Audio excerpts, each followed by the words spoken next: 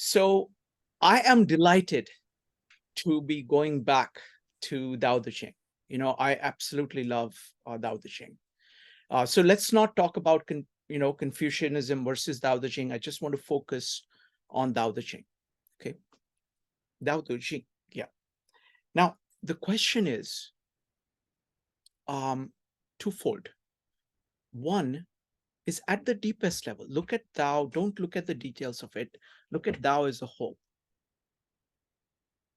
What does the Tao do for you? What does the Tao mean to you? That's one question. The second question is, we live in the modern American context. What does the Tao offer us? So one is, what does it offer you personally? The second one is, what do you think it offers the current modern American culture? Would love to hear your thoughts, because I am a big fan of the Tao. So would love to hear how you guys are thinking about it. We'll start with Peter. Peter, go ahead. Well, I'm going to take the definition of Tao in relationship to this tradition, these concepts, these of biases and such. And I've done a good decade of Wu style Tai Chi in my life, and the reflections of Taoist principles within the practice of Tai Chi Chuan. And to me, it has been the relationship of in the potential relationship with the Tao, not being a true way, but allowing a kind of dynamic because of, let's say, the flexibility of my relationship to its name or concept that has allowed my mind to be more open to different kinds of dynamics that Tai Chi has allowed me to experience. Uh, that I wouldn't have gotten from another culture, at least from my current experience of different ways of moving and relating to the complement or contrast of various forces and how to navigate playfully the relationship of the nature of their complementing or contrasting. Uh, that intelligence and function I have found the most useful and interesting and beautiful in my relationship to the Taoist expression through Tai Chi Chuan and how that relates to modern sensibilities. I do think, I guess, going in the most practical sense, I think there has, of course, been of more official documentation in regards to the benefit of things like acupuncture. However, far removed from straight up the Tao Te Ching as being sort of still yet idiosyncratic nature of a different model of reality that modern science cannot still yet explain, but yet has been forced to acknowledge. And so I think in the coming ages, there's going to be that much more scientific molding towards the theory and ideas of such a worldview. Wonderful. Thank you. Thank you, Peter. Next up is going to be Joe, James, and Quan. Joe. For as far as your first question is what does it offer for me, I think that it kind of was captured in the number 38 very nicely when it talks about De and how that is an intrinsic good and how that is nature, that there is a inherent goodness in nature. And it's not necessarily when you move away from nature that actually you start to see yourself becoming disconnected from the whole. And I think that the idea of the interconnectedness idea is understanding that and understanding that and I think 39 actually captured it as well, which this means to me is that there are no poor people inherently. They are just they just act poorly. So I think that that's an important idea when you're looking at the interconnectedness of how we relate to one another. And to me, what it really means is that there's this idea where I think we've become, and I've said this before, too dependent on intellectual virtue or intellectual thinking, and not enough around virtue itself, moral virtues. And I think that that's what, if you're talking about what it offers, I think it's returning to the Tao is returning to a more virtuous type of way of being in the world. So I think there are a number of things that it offers. If even the idea that how in the West we break things up, as we've spoken about here extensively, and how even I forget, and Juan would probably know that the fundamental elements of essentially the universe that I forget what exactly it's called, the Chinese term for it. We're talking about fire, wood, metal, water, and things like that. This understanding of how nature actually itself, our relationship with nature is something that we need to recapture, and that's essential. That's what I'm trying to talk about, and it talks about the interdependence of those natural elements, and I think that that's a lot. Thank you. Thank you, Joe. Next up is going to be James, Juan, and Paul. James. Thank you. Yeah, I think this is something that affected me quite a lot when I read it. I'm not, and it was really, aside from some Buddhism, maybe, it was the first thing that I'd read that was related to Chinese culture, probably directly. Oh, except for Mao Zedong, I forgot about that. Okay, never mind. So, but so cancel that statement. But it was this idea that everything basically that Joseph said. It's the relationship with nature, plus all of the traditional Chinese values coming from Lao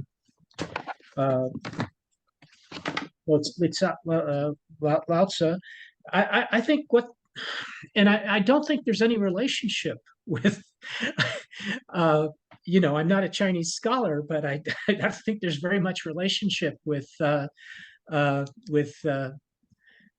Confucius, other than the language. I think he had different intentions, different purpose, different personality. I don't see very much similarity here, and I even and actually tonight somebody touched on the relationship with metaphysics. In other words, you can't say this is metaphysics because there's no after Tao. So, or there's no Tao, there's no physics in the Tao, but actually there are physics in the Tao. It is about nature, and physics is about nature.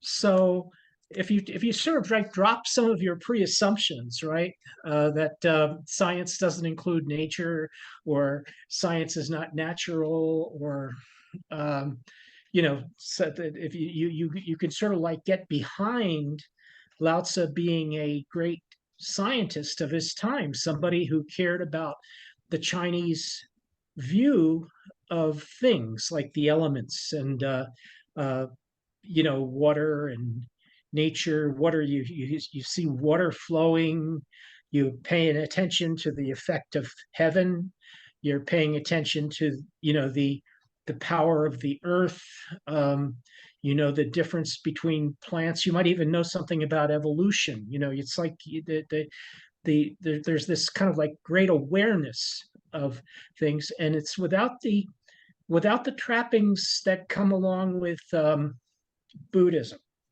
So without that whole philosophy and religious aspect of Buddhism, we have a completely different focus in Taoism, and it's a greater focus on nature, greater focus on the human values and how the human values translate across nature and across the society. So that's what Lao Tzu means to me, and what my exposure to the Tao means. And I don't equate that at all with my, incomplete knowledge of Chinese philosophy and Confucius's role. But I don't, from No, the that's Analects. fine. We're Yeah. just So talking about that's Dao. all. I just see him in a completely different Chinese universe, uh, commenting on nature and the philosophical approach to nature and the poetry of it. No, I thought you captured it well. Basically what you're saying is that, he's kind of starting with nature, and he's showing us how to start with nature, and he's just taking that as a base and then going to man and society from there. Thank you. Next up is going to be Quan, Paul, and Rox. Quan. Okay, so to answer your two questions, first, what is the Tao for me? For me, if I have to say one thing that Tao is for me, is being. Okay, because what is precisely that timelessness, that timeless reality that makes who I am, if you want. Okay, if I have, since your question was what does it mean for me, if I ask the question who I am or who am I, the Tao precisely is that the word first is a word that is trying to encapsulate, to capture that immense notion. Notion is so clumsy to say notion, that immense reality of being. Okay, and I would try to explain myself more precisely with psychological concepts. In psychology, in psychodynamics, we distinguish between the personality, which is our identity given to us by our parents, by our friends, in one word, by the society. After that, in psychodynamics, the level above personality is individuality. Okay, as they say in New York City, do your things. Okay, when you do your things, you have an individuality. And by the way, precisely by the Tao of your individuality, you reach to the Tao with a capital D. Okay, to that being, that universal reality of the deepest answer, if you want, of to the question, who am I? And of course, that I is the biggest of the three. Okay, compared to your personality, or your personalities with an S, and your individualities with an S, and maybe the Tao is the I, which is the real one. Okay, when I said to the group maybe 20 minutes ago that the human life is a tragedy, it's precisely that maybe we don't live from our biggest I, but we live in our small eyes, and the way to our biggest I is precisely maybe there's no I. So, but here I don't want to go too much into philosophy. That is precisely what is the Tao for me. And to the second question, what is the usefulness, in inverted comma, of the Tao in North America? But I would take the liberty to expand your question, Srikan, in all societies of our planet. I think precisely is that it's open the minds of the people, so they go to their biggest I, to the question, who am I? And I stopped here. Wonderful. Quan, great, because you brought in a new point. So far, Joe and let me see, Joe and James had talked about the nature, and what you're saying is that Tao also talks about your inner nature, the core nature of you as a being, and it points you to that. Thank you. Next up is going to be Paul, Rox, and DLJ. Paul. Yeah, now I'll answer your question directly, Shrikant. But for what this makes me think about tonight, at least, is because there was a lot about leadership in our discussion. And now we're in a place where, unlike back in China, people can vote in this country for someone. But what if they voted with this framework in mind for what a great leader is? But even as I say that, I pause because it's so often taken over and misappropriated. There was a reference to Chairman Mao, which might be considered by many to be an example of that, because he was very much a poet and a hero of the people in some ways, but also a lot of claims to the contrary. But just even that we would think it's not about the trappings or the ritual or the ego or the power, but another frame on how you think about who a leader should be. That's what I'm at tonight. I also love the individual depth, but I thought I'd bring that to the table. Wonderful. Thank you. Thank you. Adding the political point. Yes. Next up is going to be Rox. Rox, so what does Tao do for you? And what do you think Tao does for the modern society? Go ahead. So I certainly don't mean to simplify the beauty, the wisdom, the reality, the transcendence of it all. But for me, it is a little simplistic, and I'm fairly new to the topic, although I've listened to it, heard it. First and foremost, the multiple translations tonight were absolutely moving. The intrinsic beauty and the differences of how they were all read was amazing. For me, how it offers a quiet, humble peace. Almost for me, a permission to quiet the mind, rather than we come full circle to the question of, kind of the American type of culture, which is do more, consume more, be more productive, teach your kids more, have your kids in 6 sports. Very aggressive and controlling in some degrees, but the Tao is stabilizing. And there's one thing I wanted to look at because I wanted to explain it well. And in Wikipedia, actually, I have to give them credit. It said transcendent, immersely powerful, and supremely humble. Like, I'm going to write that on a Post-it and remember that of all things, we get into these real prolific conversations and the beauty and the dialect and the meaning and the cause. But within the Tao, it is a very humble, very, the gentleman who just said it's not egotistical. And I kind of think that at the end of the day, it's just a very muted, naturalistic way of living and viewing things in kindness.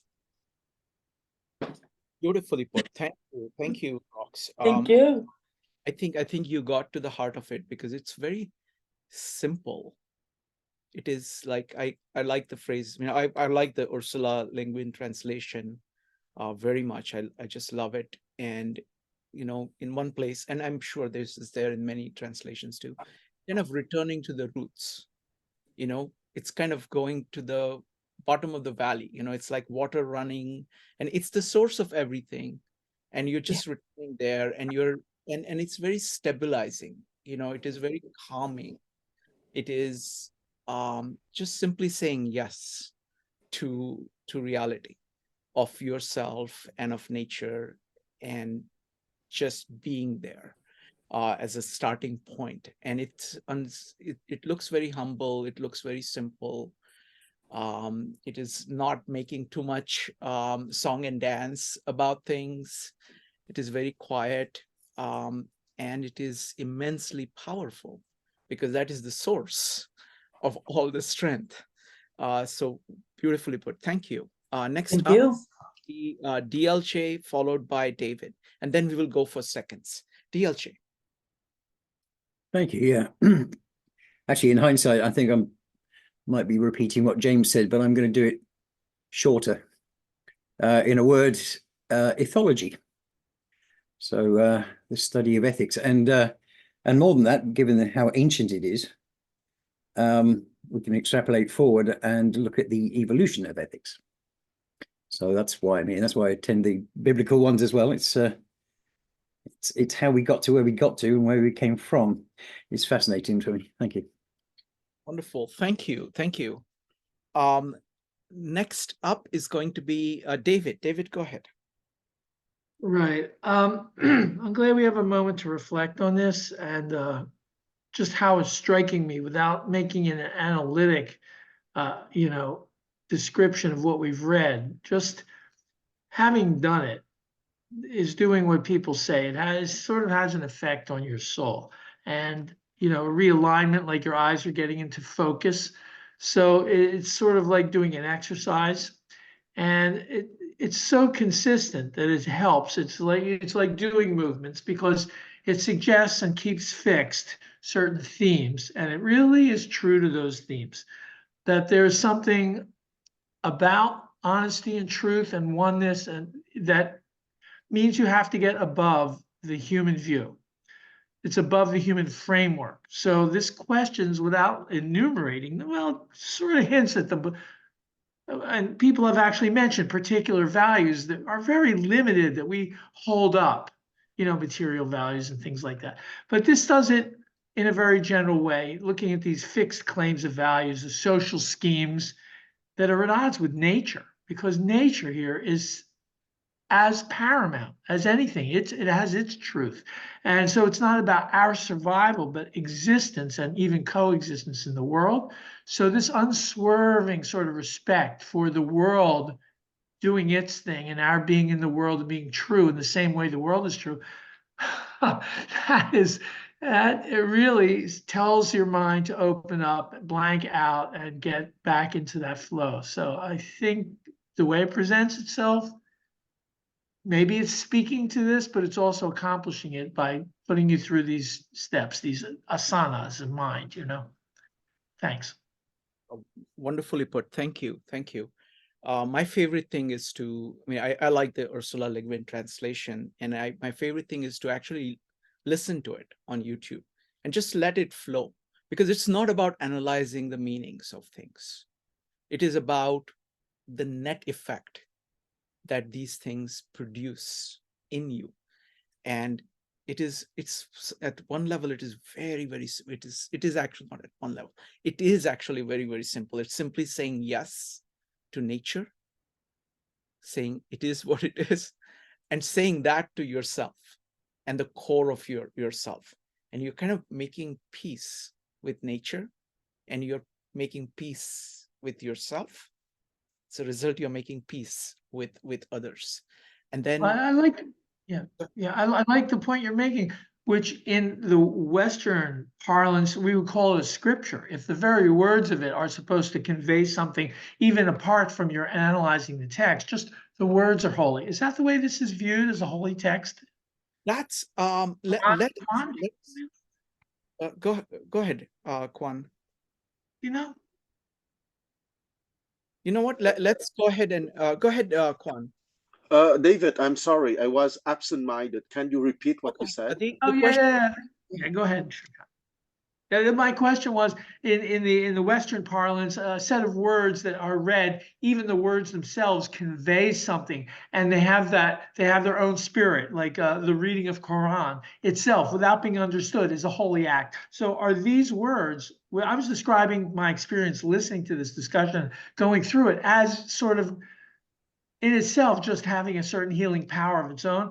Are these considered holy scriptures in that way? Is there any concept of that? Oh, absolutely. David, you're a natural Taoist because within the Chinese tradition, each character has an eternity by itself and is considered as a manifestation. I'm sorry, I wouldn't use Christian terminology so people would understand directly, okay? Each Chinese character is a direct manifestation of God.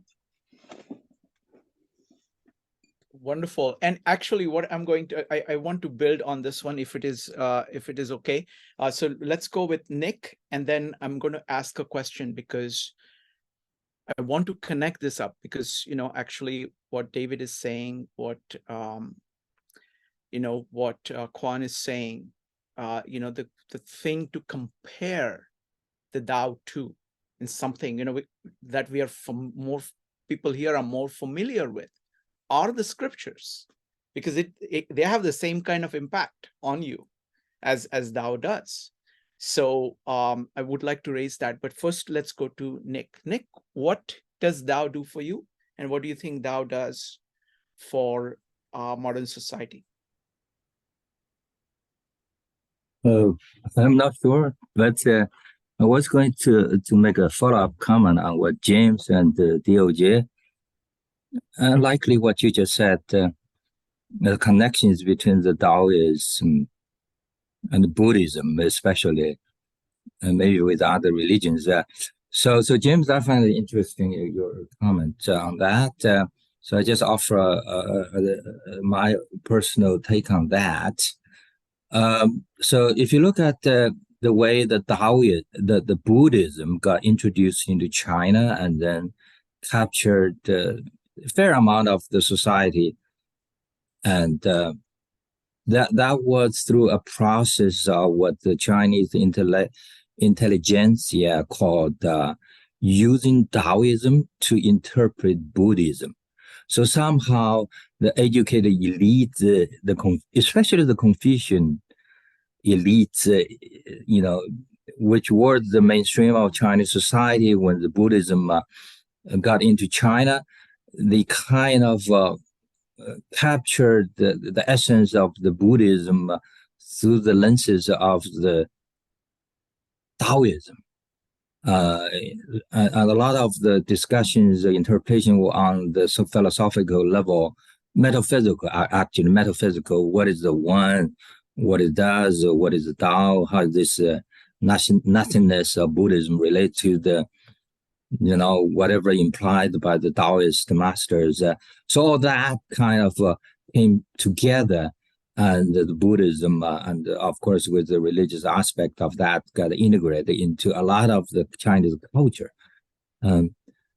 If you contrast that to some other foreign religions, the integration wasn't that ideal, wasn't that harmonious, even though, as was implied by chapter 38, there's a lot of forced introduction of foreign ideas onto the Chinese thought, but it never got accepted by the majority of the educated elite. So I thought that was interesting just to make that comment. Excellent. Thank you, Nick.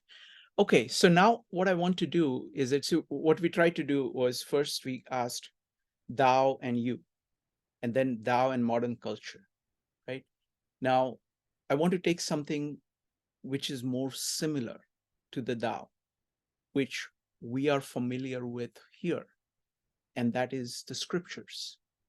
I want to focus on Christianity because it is the most widespread, and we've been doing a lot of meetups on Christianity. So the question is, how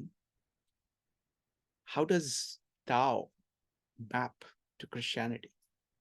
I will put it in different ways, like the heart of Christianity is the Trinity. So is the Tao closer to God the Father, God the Son, all the Holy Spirit, or a combination of them? Where does it fit in? Go ahead and type an exclamation mark if you would like to comment. Now, I know that this is actually a very deep topic. Okay, it's incredibly deep topic. And I have been studying, I've been diving deep into the church fathers. And what I'm finding that the early Christianity has actually a lot more common with the Tao than the modern Western Christianity. It is mostly kind of the Eastern Christianity that has picked up that kind of the original vibe of Christianity, which has connections with the Middle East, which is like the the Levant region where there is East and West meet. So the early Christianity has a lot more of that, but I would like to hear whatever comments, however tentative, whatever I know it's a very difficult, very tough question. The Tao and So I'm putting it the Tao and the Trinity, but you can put it whichever way you want. What do you think is the relationship between the Tao and Christianity? What do you see? We're going to start with Evanique, followed by Quan, Joe, and Ross. Evanique. So what I see it being is it mostly relates to the Christ being the sage. You know, the stories are kind of parallel. It's hard to think of off the top of your head, but the thing that points out the most is the Tao and the sage being, I guess the Tao would be the father if you wanted to, but I don't think you named the Tao. So the Tao could also be the Holy Spirit, because the Holy Spirit isn't really named. It's just a spirit. Not just, but it is a spirit. I think the sage is Christ, because it comes down to earth to let us know, you know, how we're supposed to be living. I think the thing I struggle on without doing any research is God the Father, how that relates into the Tao. So those were just my initial thoughts. Wonderful. Thank you. Quan, I know you have a lot to say. Please take your time. Would love to hear whatever you have to say. I would like to say that Evanique has a very good insight, because I would equate the Tao with God the Father too. Because, and once again, bear with me, I'm coming back with the hexagram. Okay, let's not forget that the upper hexagram has 3 lines. The 6th line is the Tao, God the Father, or truth or wisdom. The 5th line is Aran, goodness, or the sun. And the 4th line is the Holy Spirit, or beauty. So you have the Trinity that is called beauty, goodness, and truth, or in Chinese, Yi Ran Tao. And since Srikant, you study a lot about the Christian Trinity, and I'm sure about other things too, you know that the Christian Trinity, they are distinct, but they are also one, okay? So the 3 elements of the upper trigram, each of them are distinct, obviously, but they are also one, in the sense that beauty is not complete without goodness and truth. And goodness is not complete without beauty and truth would not be complete without beauty and goodness, okay? So the way that I'm capable to understand the mystery of Christian Trinity is to go back to that Trinity of the Chinese tradition, because it's easy for me to understand that beauty is not complete without goodness and truth and etc. Right? So in that sense, if I may be so bold, the Christian Trinity is not a mystery. It is obvious. Okay, when you equate with beauty, goodness, and truth. Yes, it is obvious, okay, for someone who is in meditation, in philosophy, in psychology, in history, in universal history, that equivalence is obvious and blazing, if I may say so, okay? One thing that I want to say, when you read the traditional Chinese character for Jing, okay, classic, you see that, okay, because once again, a classical book is a map to go back to your being, to your original nature, beauty, goodness, and truth. And when you see the traditional character for Jing, on the left side, you have the component for silk. And the component for silk is time. And the right side, you have the component for a loom, okay, for weaving. And that loom is timelessness. And the whole reality is the combination of the lower trigram, time, and the upper trigram, timelessness. And when you look at the right component of the character for Jing Classic, you see 3 chevrons, okay? And those 3 chevrons normally represent the warp, okay? So in a weaving machine, you have the warp.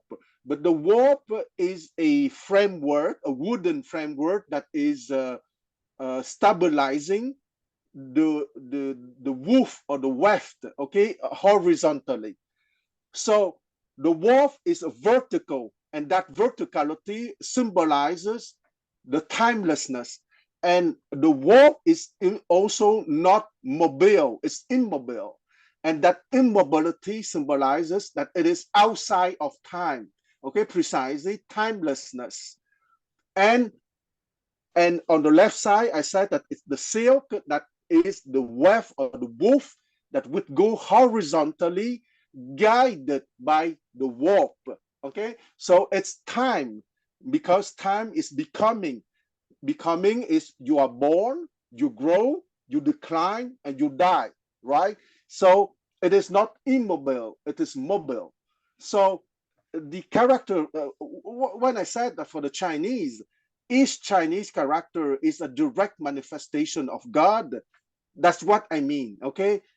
In the sense that each character in its own structure is reflecting the reality and the dance between time and timelessness. And once again, I think I have it here. If I don't have it here, too bad. Okay, I'm not sure. But okay, that symbol, okay, the Tai Chi Tu, the yin and the yang are the symbol of time, okay, because it's the two basic energy of the weft. But timelessness is the circle, okay, because let's not forget that the circle is the perfect, it's in all culture and tradition, the circle is considered as the perfect geometric figure. So timelessness intimately interwoven with time, either in that figure or in the character for Jing Classic, or in the lower trigram combined with the upper trigram, time and timelessness. I'd stop here. Okay, Kwan, this was fantastic. I just have one question. I want to comment more on what you said, but I wanted to clarify. I really like your description of the upper trigram as truth, goodness, and beauty. How would you characterize the lower trigram or lower trigram? The lower trigram is the animal kingdom. Okay, so the animal kingdom is made of the line 1 is the sense of perception. Line 2 is the intellect meaning wording, conceptualizing, imaging. And line 3 is called the psyche. And the psyche is the highest development of the animal mind. And what is the highest development of the animal mind? Is to be streetwise, okay? A person who is streetwise means a person who is capable of social interaction, is capable of consensus, is capable of taking into account the other, okay? So you know the game, okay? I think it was David who said that in our former discussion on Confucius.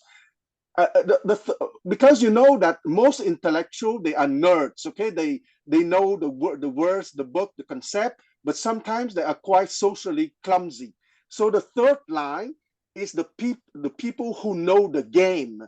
Not only they are capable of intellectual capacity or of concept or of imaging, but they are also socially skillful, okay? So they know the game, okay? And when you know the game, you are at the top of the animal kingdom.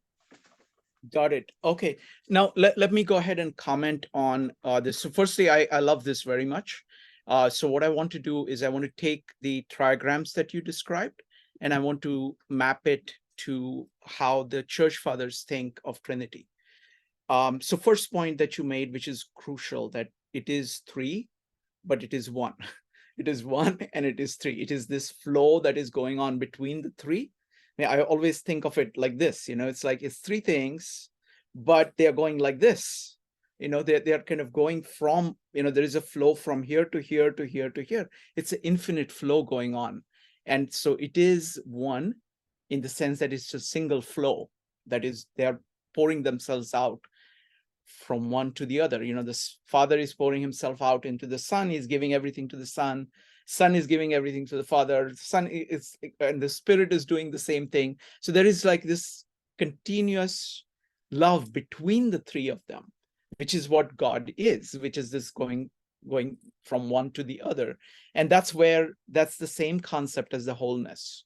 It's like, it's one whole, it's oneness to that. It's the same thing that is being talked about in 39.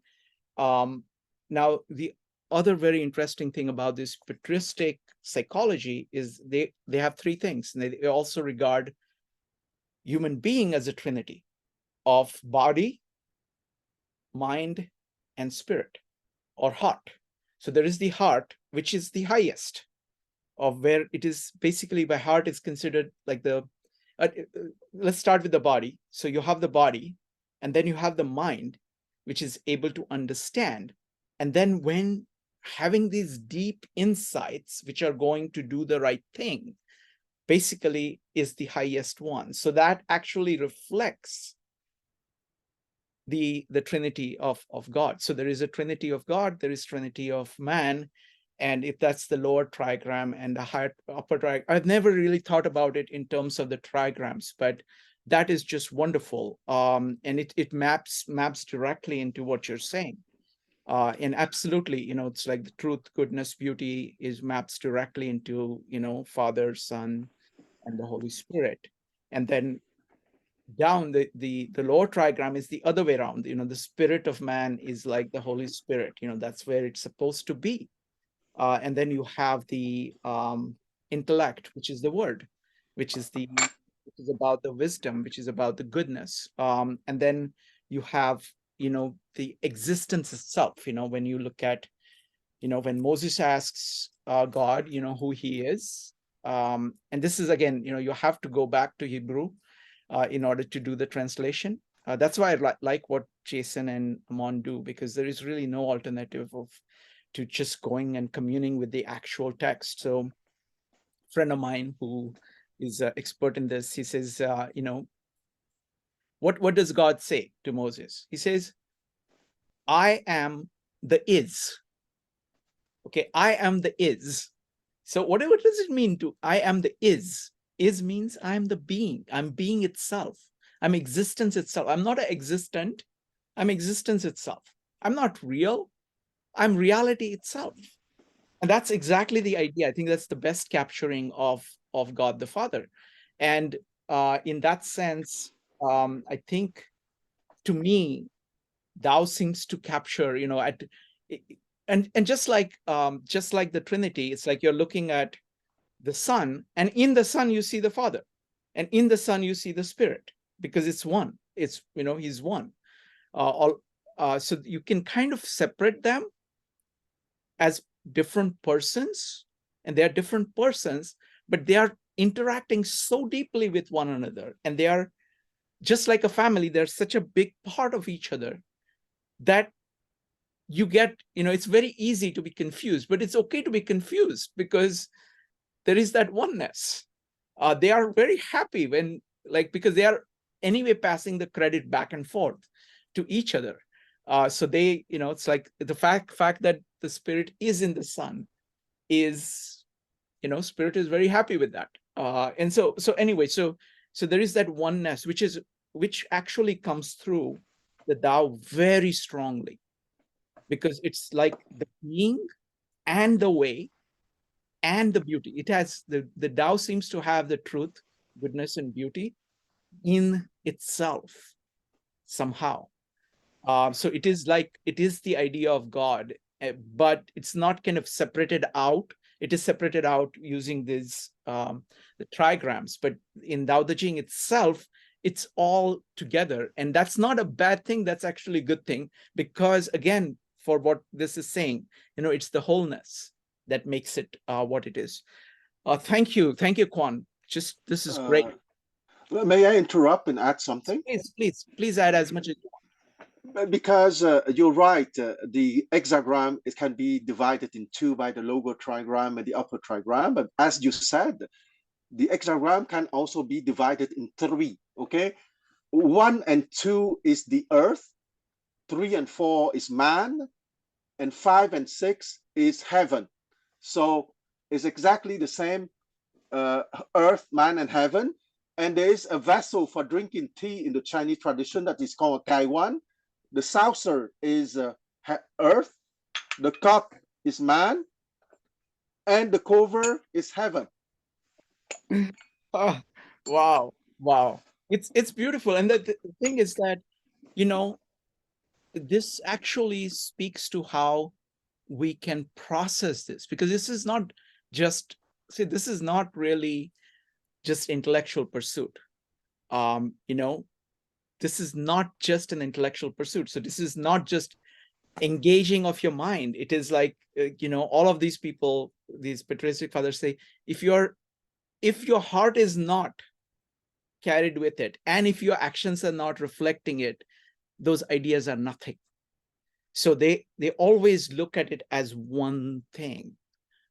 So actually dividing it in this way, in these multiple ways, you know, upper and lower, or these three things, all of them actually give you different perspectives, you know, by breaking them in different ways, like man being hung between heaven and earth, right? I mean, that's basically idea of Jesus, you know, that's what a symbol is. You know, this is again, you know, thanks now, I have friends who know Greek, so they were telling me, oh, you know what symbol is? Nobody knows what symbols are. We have symbol, it's symbol. Ball means to throw. Sim means together. It is that which throws together things. So what Jesus is that he throws together heaven and earth, throws together God and man. So something that brings together is the mediator, who brings together the infinite and the finite, something in the middle. So actually, instead of the trigrams, the way you're breaking it up into the heaven, earth, and man is actually closer, the way in which like the Christian thinkers do that. And so absolutely, go ahead. You had more? No, that's okay. I want people to remind the cup. Yes. Earth, man, and heaven. Exactly. And see, that's the beauty of this thought. Okay, this is not just Chinese. It's just that what happens is that when we think of the West, we think of the modern West. Okay, we've kind of forgotten our roots. Okay, and if you look at it, you will find many such things, you know, in icons and in all kinds of, like, you know, I was reading something by a guy called Maximus the Confessor, his book called Mystagogy, and he was saying, look, the structure of the church is this. So when you come and sit in the pews, that's your body. You know, it's like, it's the action of actually coming there. Then there is this place in the middle where the gospel readings and all the singing is taking place. That is going to appeal to your mind. And then there is this inner sanctum where there is the altar, and that is your spirit. So even the structure of the church itself. And then he's saying, look, the way in which divine liturgy is performed, this is the old style of doing the service, which is all music, 1 hour of music.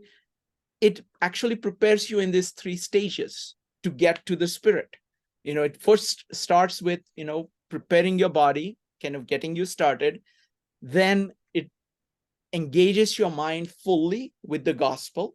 And then finally, it is the sacraments where you're saying, yes, this is what so all of this is not, this is instantiated. I mean, the way in which these cultures are, you know, like Taoist thought or Christian thought or the Indian thought, it is all about bringing heaven to earth.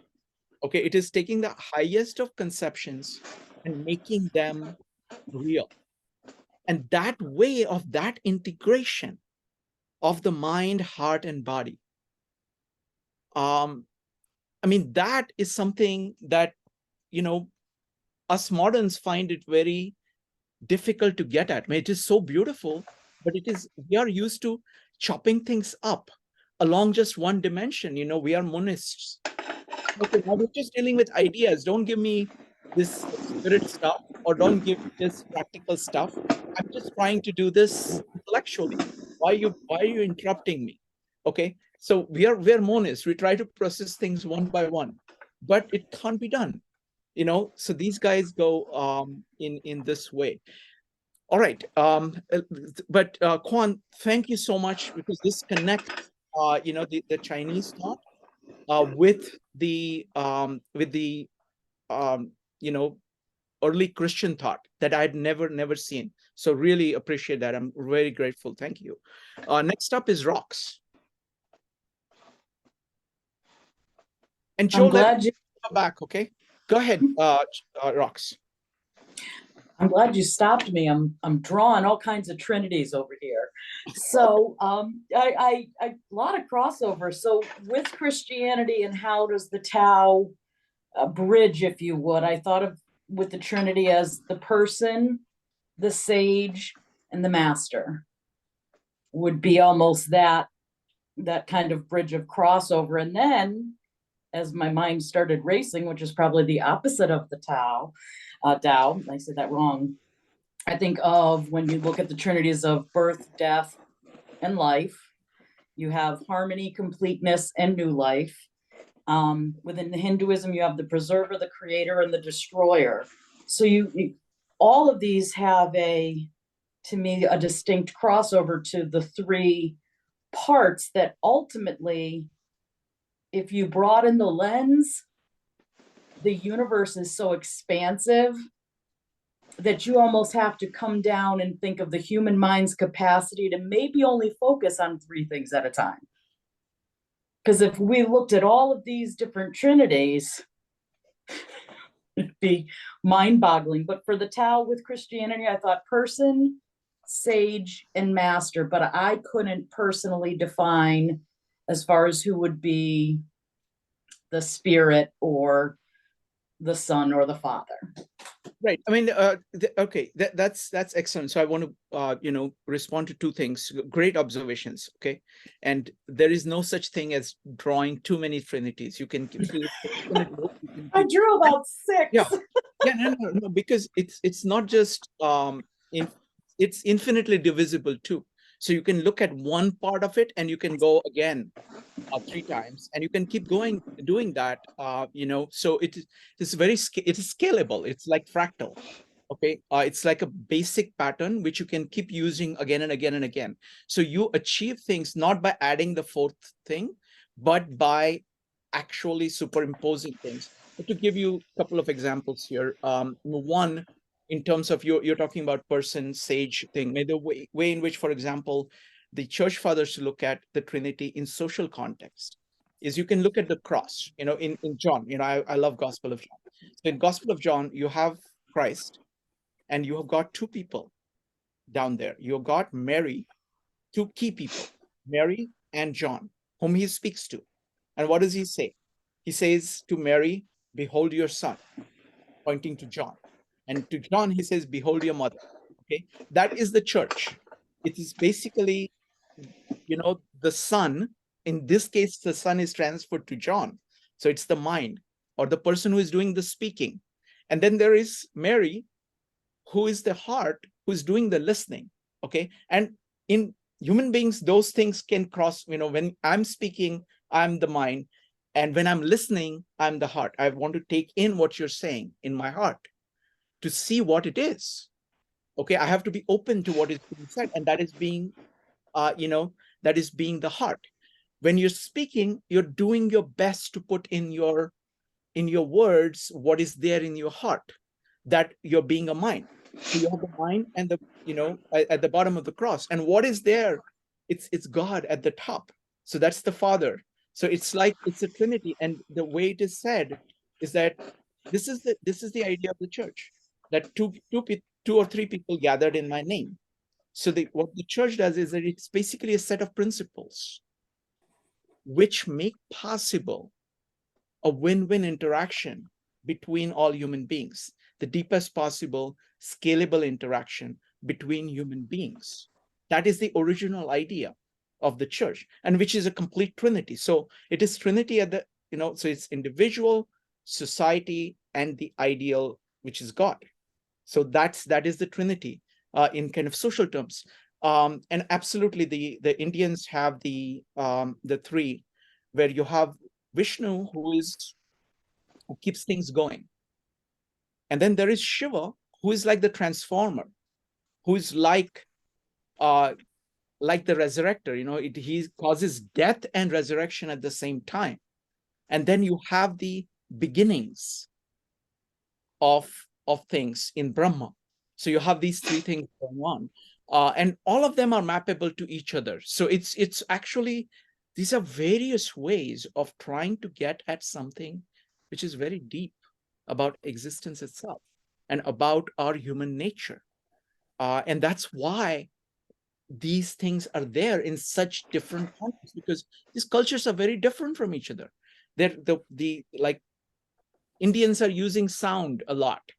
Chinese are using the visuals a lot. You know, in the West, we are using these concepts a lot.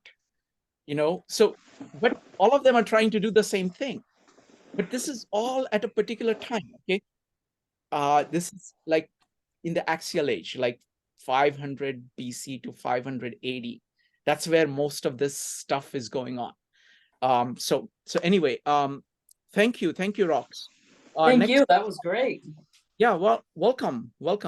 Let's see, Joe is back. So Joe, go ahead.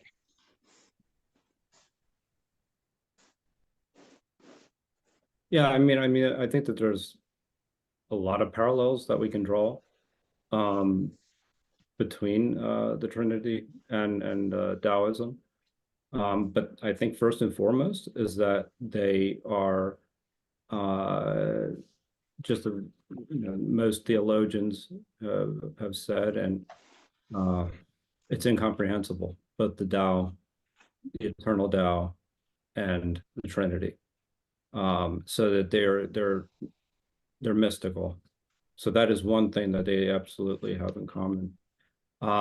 There's also a very important point to consider that a lot of the church fathers had written about the limits around language to actually describe God. So that the idea of the word being able to describe God was something that is not necessarily wasn't possible. I mean, we were able to come up words that made us similar, if I remember correctly. It was the words made us in likeness to God, but we never were able to capture words that would actually describe God. And I think that that's actually an important point when you're talking about the eternally Tao can't be spoken.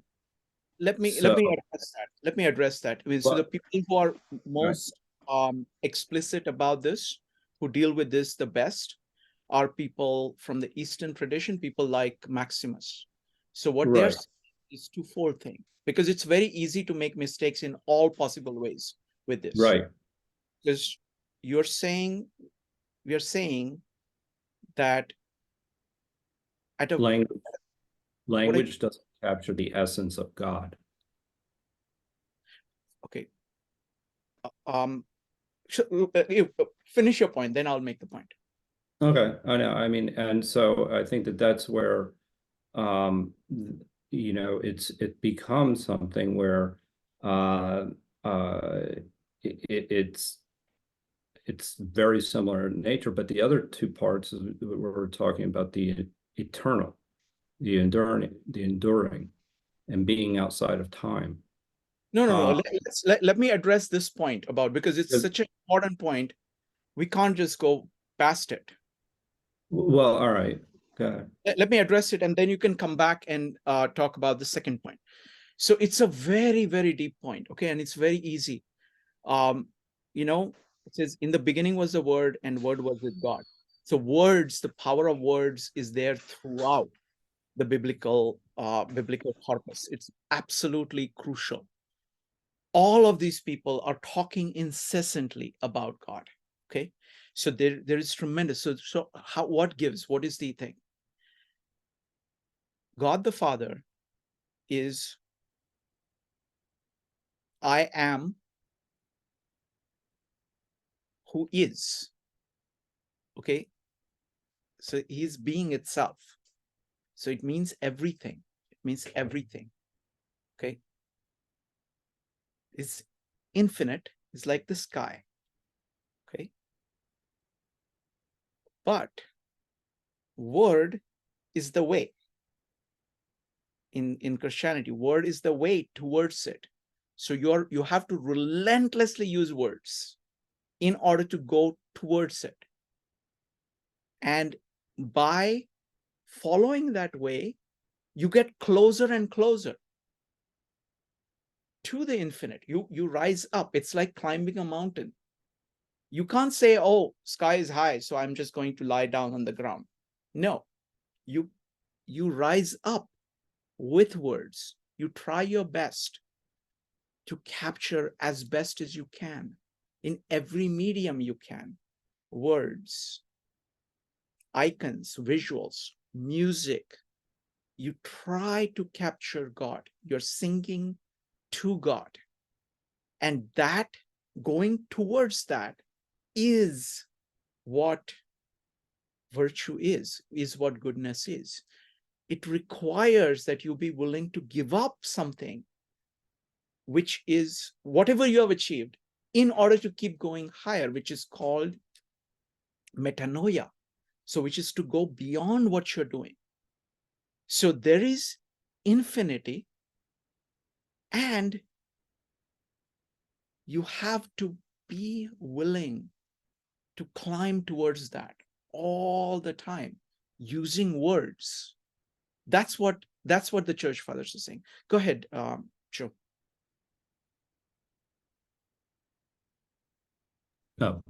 No, I was just so I mean, yeah, I just put in the chat actually, like many of the Church Fathers rejected, that equivocal language when talking about God. Absolutely. I mean, the thing is that there are many different.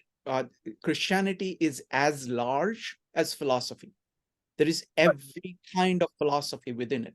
So you can always find Church Fathers. So what I'm using is people like Maximus, Gregory of Nazianzus, Athanasius, Irenaeus. All of them would agree with what I have said, and they would disagree with this. So there is. I thought Maximus talked about the ineffable when we read his last chapter there, and essentially that there was an ineffability It's about. a very different idea of ineffable than what you're implying. Yeah, I would like to revisit that sometime. Yeah, so I would just read Maximus. I mean, it's. Yeah, it's, no, it's that's there. what he exactly quoted, is that, how the ineffability of God, so that the mind actually leads us towards God. It is the same idea of the Tao, that you as a person should be trying to let the Tao flow through you while fully realizing it's nature. that it is what it is, and you have to be alive. It is basically, Joe, it's an invitation for you to be alive at all points of time and not just go with the ideas that you have. Be Well, I willing agree with that. to keep on doing that. That's Absolutely. what. Yeah, you can't be dogmatic. No, I mean, absolutely. I firmly believe in that. So anyway, I think that that's probably where the two, because where the two are probably most like each other, in the sense that a lot of people will see them in conflict, and they say that in the beginning was the Word, and all of a sudden that this is in conflict with the Tao, and it really isn't. So I think that, and I don't know who's talking about the idea of existing outside of time, and the idea that something is eternal, in a way, like the mystery is, like the Trinity is, it's not totally comprehensible. So, I mean, there's a lot of people that have written about the incomprehensibility of the Trinity itself, just as the Tao is incomprehensible. So I think that those are two similarities as well. But what is to do after the incomprehensibility? What should you do? That's faith. That's faith. Okay, now, so I mean, Maximus doesn't think that. Okay, I mean, it's they believe that. See, for example, for Maximus, faith is actually about your action. See, Right, exactly. about your action, that it is basically you. But it also includes your mind. No, he thinks in two different ways. What Maximus is saying is that you have two things you can do. It's like you can focus up and you can focus down. You can focus towards the eternal, and you can focus on the finite. So infinite and finite, eternal and things based on time. And what he's saying, you need to do both. But the way you need to do that is that you need to first focus on the eternal and then focus on the finite. So first you go for timeless, use your understanding of that.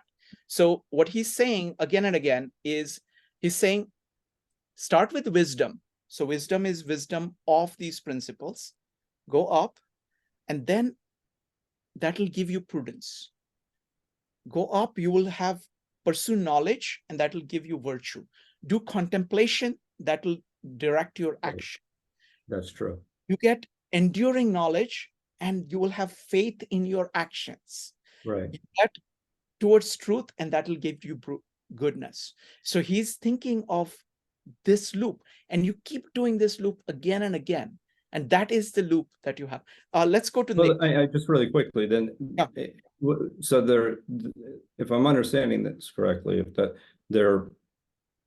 you're saying that words can capture God or capture our understanding. Words are the only way we have of keeping But on. even we can come. So there's no limit to a human understanding.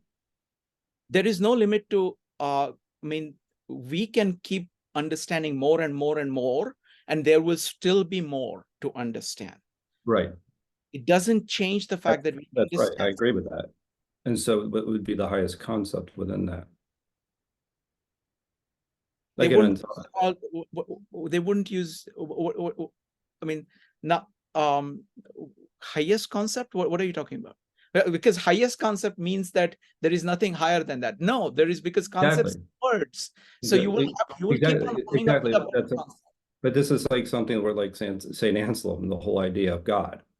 You can't even think of something greater than, and that knowledge, there'll always be something to learn, and that there are limits to us as human beings. Yes. As human beings, but there's no limit to God, and there's no limit to the eternal.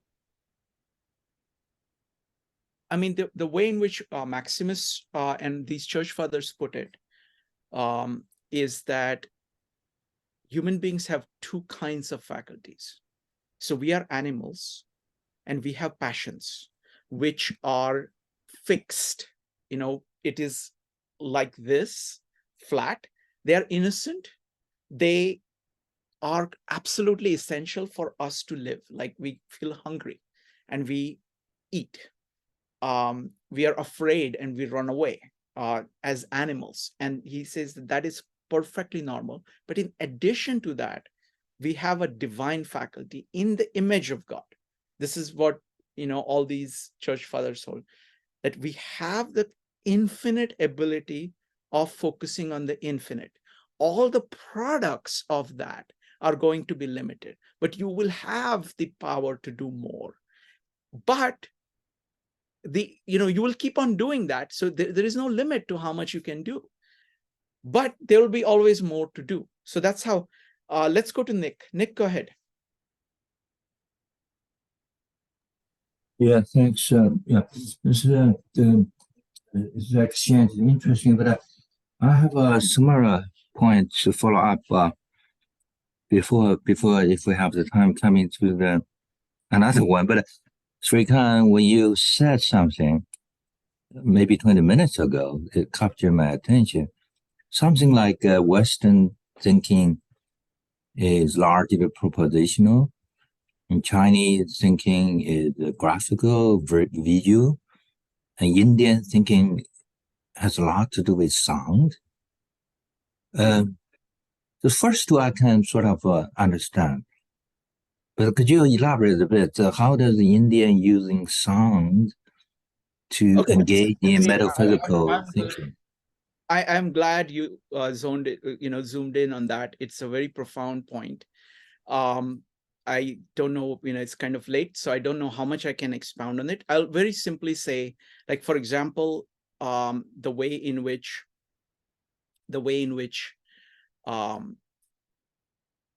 we say here in the West, in the beginning was the word. Okay. The equivalent of that in Indian is that in the beginning was the primordial sound of Om. So it is that sound of Om, the sound itself is regarded. In some ways, it's not that different, because the word that is being talked about is the word which is spoken word. It's not the written word, but it is a spoken word. And so there is a lot of commonality. So in some ways, Indian thought and the Western thought is more alike than the Chinese thought. Chinese thought is very much visual, but I would like Quan to comment on the Chinese versus. Go ahead. Well, Shrikant, it's very simple. If you look at the Chinese character for Tao, it's the perfect illustration that each Chinese character is a direct emanation of God. Because if you look at Tao, you have on the left side that the curve, okay, and that curve means to move, okay, that's becoming. And what is at the center on the right side, but above the curve, is the head, but meaning the source, okay, it's timelessness.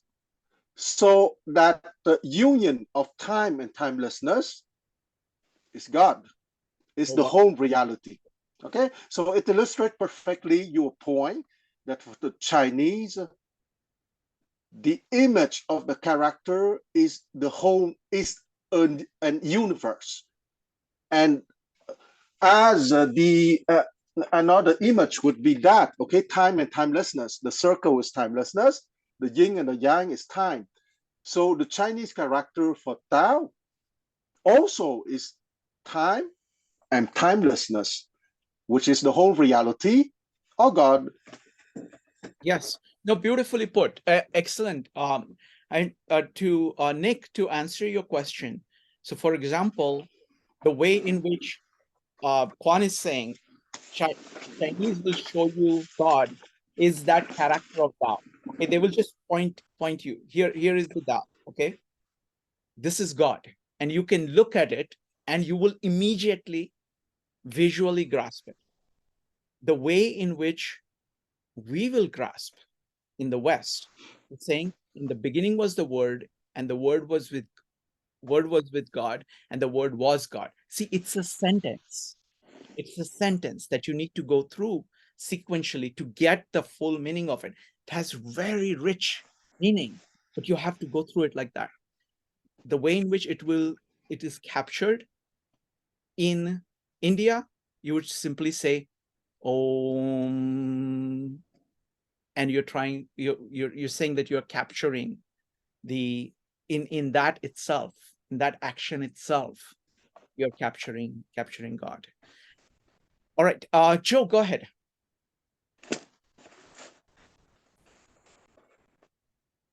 I just have one quick question about that with Hinduism, is that there within Christianity or Taoism, there's only the return to the Tao. And there is only one way through to God, which is through Christ. Everything goes through Christ. But in Hinduism, isn't there many pathways to finding God? That's a very, very good question. There are three ways, like three main yogas, which are there. One is called Karma Yoga.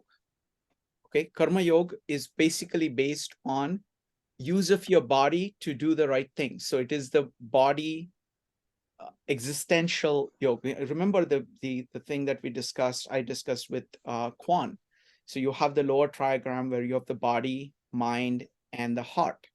So the yoga of the body is the karma yoga. Yoga of the mind is the jnana yoga. The yoga of the heart is the bhakti yoga. Mhm. There is a fourth yoga, which is all saying, just pay attention to the main thing, which is dhyana yoga. It's like, pay attention to the whole. Okay. All these three things, what is flowing between these three, just pay attention to that. So it maps directly into that. Is that what you're asking for? I But guess. you can see that it's these three yogas that we talked about in Gita map exactly to the Trinity and exactly to the trigrams in. But aren't they different paths? And you could still reach God through any one of them. Right, you can, but that's what So so you can't go to God just through the Holy Spirit without Christ and the Father. So that's where I'm getting a little confused. I mean, if you read Gita, right? Gita says that if you make progress on bhakti yoga, this is, I don't know which chapter this is. If you move forward in bhakti yoga, if you improve your heart or the Holy Spirit, you are going to understand things better. And you're also going to understand you're going to also do the right thing. Your actions are going to improve. What Krishna is saying is that different people have different proclivities. So start moving towards God. If it is easy for you to do it through works, then go ahead and do it through works. If it is easy for you to go through the intellect, go through the intellect. If you think it is easy for you to go through devotion, go through devotion, because all the paths are leading to the same thing and each build on one another, and you can do any combination of those. Yes. Nick, Okay. go ahead, Joe. No, I appreciated that. Okay, thank you.